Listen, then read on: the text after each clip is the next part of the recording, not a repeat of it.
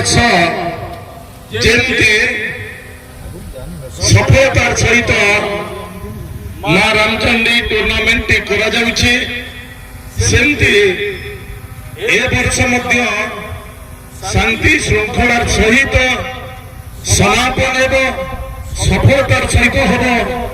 से आसोसिएशन समस्त कर्मकर्ता मानक हृदय सहित धन्यवाद दूची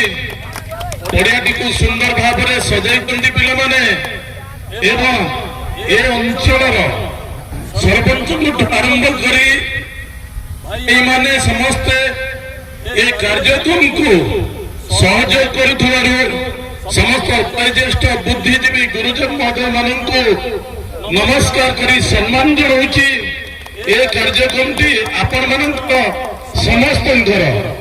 ये बेगुनिया बोलगोट एक गुरुत्वपूर्ण स्थान जो माँ रामचंडी नाम खेल कर आज हूँ तार शुभारंभ आरंभ दिन आमर भालियाबाड़ी एवं भुवनेश्वर दुईटी टीम खेल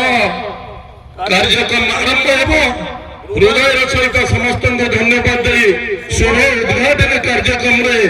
रामचंडी को नमस्कार करी आशीर्वाद भिक्षा करुची पिला कार्यक्रम को सफल केमती हम से शक्ति दिंतु यही कथा कही मोर वक्तव्य शेष कर समस्त को बहुत बहुत धन्यवाद।